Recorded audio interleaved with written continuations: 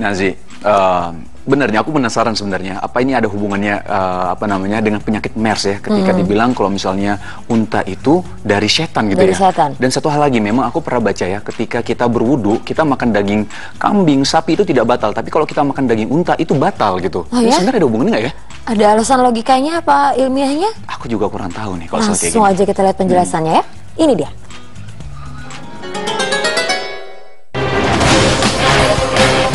Janganlah sholat di tempat menderumnya unta karena ia dari setan. Hadis riwayat Abu Daud 493 sahih. Benarkah unta diciptakan dari setan?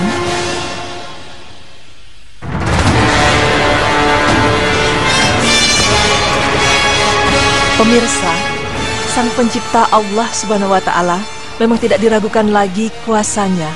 Bumi tempat tinggal kita dan seluruh alam semesta ini merupakan ciptaan Allah Subhanahu wa Ta'ala. Tidak hanya bumi dan seluruh alam semesta, Allah Subhanahu wa Ta'ala bahkan juga menciptakan segala isinya, seperti makhluk hidup yang berupa manusia, tumbuh-tumbuhan dan juga hewan. Allah Subhanahu wa Ta'ala tidak sekedar menciptakan, tapi Allah juga selalu memberikan faedah di balik itu semua.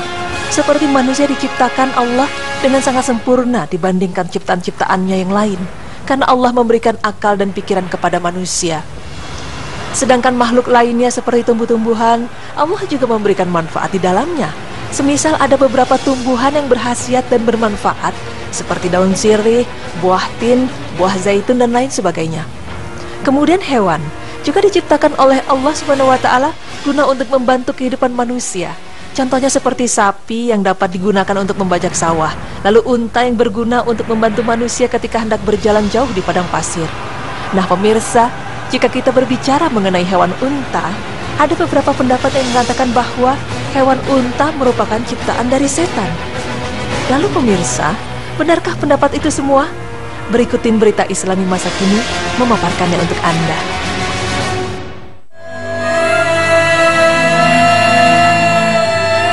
Pemirsa beriman, pernahkah Anda mendengar bahwa ada beberapa hewan yang seringkali diserupakan dengan setan?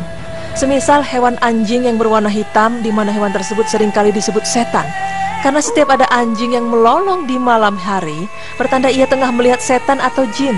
Dan adapun anjing hitam disebut setan karena anjing tersebut adalah sejelek-jeleknya anjing dan sedikit manfaatnya. Dan tidak hanya anjing hitam saja, ternyata unta juga seringkali diserupakan dengan setan. Bahkan dalam hal ini Rasulullah SAW telah bersabda, "Janganlah sholat di tempat menderumnya unta karena ia dari setan." Hadis riwayat Abu Daud 493 sahih. Mengenai pendapat unta adalah ciptaan dari setan, maka Syekhul Islam Ibnu Taimiyah rahimahullah mengatakan bahwa Rasulullah SAW mengisyaratkan bahwa unta itu dari setan, dan yang dimaksud itu adalah termasuk serupa dengan setan. Karena setiap hewan yang sombong biasanya disebut setan. Oleh karena itu, ketika manusia memakan daging unta, mungkin saja ia akan cenderung membangkang dan serupa dengan setan. Kenapa? Karena setan diciptakan dari api dan api dapat dipadamkan hanya dengan air. Sehingga karena itulah, setelah memakan daging unta diperintahkan untuk berwudu. Dan juga perlu diketahui bahwa hati manusia cenderung berubah sesuai dengan makanan yang ia santap. Pemirsa, jika kita berpikiran bahwa unta itu diciptakan dari setan, maka sebelumnya perhatikanlah ayat Allah Subhanahu wa Ta'ala ini. Maka apakah mereka tidak memperhatikan unta bagaimana ia diciptakan? Quran Surah Al-Ghasyiyah ayat 17. Maksud dari ayat tersebut ialah, sebelum kita mendengarkan pendapat dari berbagai macam orang, maka ada baiknya kita melihat dulu bagaimana unta itu diciptakan. Karena sesungguhnya Allah Subhanahu wa Ta'ala selalu menciptakan segala sesuatunya dengan manfaat-manfaat yang tersembunyi di baliknya. Pemirsa, cuaca panas yang ada di gurun tidak hanya sekedar panas. Bahkan cuaca panasnya itu dapat mencapai 50 derajat Celcius, di mana suhu tersebut dapat dikatakan suhu yang panas membakar. Selain itu, di sini juga terdapat badai pasir yang dapat menelan apa saja yang dilaluinya dan sangat mengganggu pernafasan. Ada orang yang mengatakan bahwa gurun pasir itu berarti kematian yang tak terelakkan bagi seseorang tanpa pelindung yang terperangkap di dalamnya. Dan jika kita ingin melewati gurun pasir, maka hanya kendaraan yang secara khusus dibuat untuk tujuan ini sajalah yang dapat bertahan dalam kondisi gurun pasir. Karena kendaraan apapun yang berjalan pada kondisi panas yang menyengat di gurun pasir harus didesain untuk mampu menahan panas dan terpaan dari badai pasir. Selain itu, ia juga harus mampu berjalan jauh dengan sedikit bahan bakar dan sedikit air. Tidak hanya itu, salah satu bahaya terbesar bagi kendaraan yang berjalan di gurun pasir adalah terperosok ke dalam pasir. Maka mesin yang paling mampu menahan kondisi sulit ini bukanlah kendaraan bermesin, melainkan seekor binatang, yaitu unta. Sekalipun unta harus membawa muatan seberat ratusan kilogram, ia tidak akan terperosok ke dalam pasir. Kenapa? Karena kakinya diciptakan khusus untuk berjalan di atas pasir. Telapak kakinya yang lebar menahannya dari tenggelam ke dalam pasir dan berfungsi seperti pada sepatu salju, serta kakinya yang panjang menjauhkan tubuhnya dari permukaan pasir panas yang membakar di bawahnya. Tubuh unta itu tertutupi oleh rambut lebat dan tebal, maka hal ini dapat melindunginya dari sengatan sinar matahari dan suhu padang pasir yang dingin membeku setelah matahari terbenam. Bahkan beberapa bagian tubuhnya tertutupi sejumlah lapisan kulit pelindung yang tebal, di mana lapisan-lapisan tebal ini ditempatkan di bagian-bagian tertentu yang bersentuhan dengan permukaan tanah saat ia duduk di pasir yang amat panas.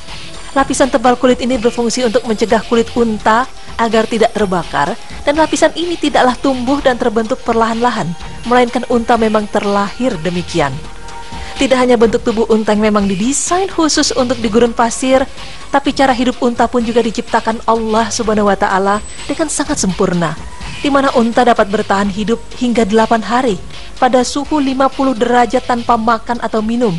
Dan ketika unta menemukan sumber air, maka ia akan menyimpannya.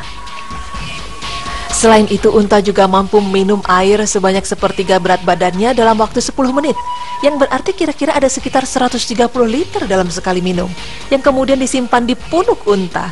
Punuk unta juga dapat menyimpan sekitar 40 kg lemak, sehingga menjadikan unta mampu berjalan berhari-hari di gurun pasir tanpa makan apapun. Kemudian perut unta juga memiliki desain khusus, sehingga cukup kuat untuk mencerna hampir semua tumbuhan di gurun pasir. Allah juga telah menciptakan sistem perlindungan khusus pada unta, yaitu di bagian matanya. Sehingga jika ada badai pasir, maka ia mampu bertahan dan tetap dapat melihat. Karena kelopak mata unta melindungi matanya dari debu dan butiran pasir, serta kelopak mata unta juga transparan atau tembus cahaya. Bulu matanya yang panjang dan tebal khusus diciptakan untuk mencegah masuknya debu ke dalam mata. Dan terdapat pula desain khusus pada hidung unta, di mana ketika badai pasir menerpa, ia menutup hidungnya dengan penutup khusus. Pemirsa, dari penjelasan tersebut, tak satupun dari ini semua dapat dijelaskan oleh logika teori evolusi. Dan kesemuanya ini menyatakan satu kebenaran yang nyata bahwa unta telah diciptakan secara khusus oleh Allah untuk hidup di padang pasir dan juga untuk membantu kehidupan manusia di tempat ini. Maka pendapat yang mengatakan bahwa unta diciptakan dari setan itu tidaklah benar, karena semua hal yang ada di alam semesta ini tetap ciptaan Allah Subhanahu wa Ta'ala. Hanya saja setiap ciptaannya memiliki keunikannya tersendiri. Ya, itulah kebesaran Allah dan keagungan ciptaannya yang tampak nyata di segenap penjuru alam ini, serta pengetahuan Allah yang meliputi segala sesuatu.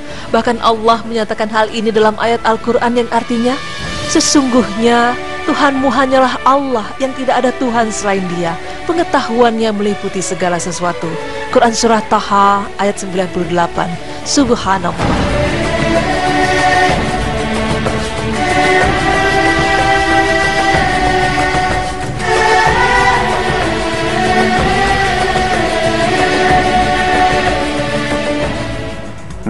Subhanallah, jadi unta tidak terbuat dari setan ya, bukan diciptakan dari setan, dan Allah memang menciptakan makhluknya dengan keunikannya masing-masing, pemirsa. Subhanallah. Benar sekali, walaupun tadi ada hadis memang yang kita baca, yang diberitakan di berita Islam yang masa kini, bahwa memang janganlah engkau sholat di tempat unta karena ia terbuat dari setan tadi ya, kalau tidak salah seperti itu. Dan satu lagi memang ada di Al-Quran ya, bagaimana kalau tidak salah di Al-Ghosiyah ayat 17.